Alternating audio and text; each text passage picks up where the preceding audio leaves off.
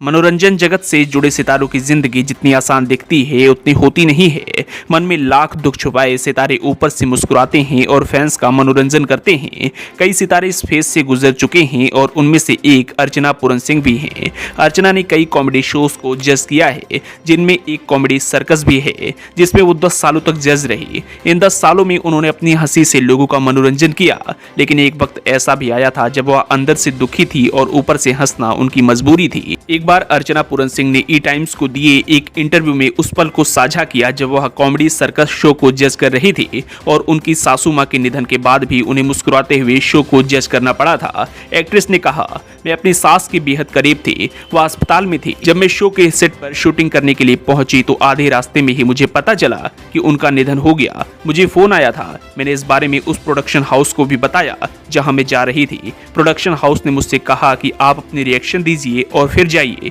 वो रिएक्शंस हंसी थी और मैंने नॉर्मल कमेंट्स किए। मैं अभी भी भूल नहीं सकती कि मैं हंस रही थी और दिमाग से खाली थी।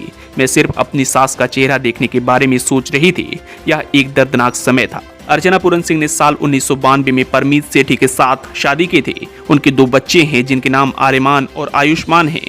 इसी इंटरव्यू में अर्चना ने उस पल को भी याद किया जब उनके बेटे का पैर टूट गया था और फिर भी उन्हें शो करना पड़ा था। एक्ट्रेस ने कहा, एक मां के रूप में मैं जाहिर तौर पर मुस्कुराना और हंसना नहीं चाहती थी, लेकिन जब प्रतियोगी प्रदर्शन कर रहे थे तो मुझे हंसना और मुस्कुराना पड़ा। अंदर से मैं रो रही थी, लेकिन मैं इसे अपने चेहरे पर दिखा नहीं सकती थी।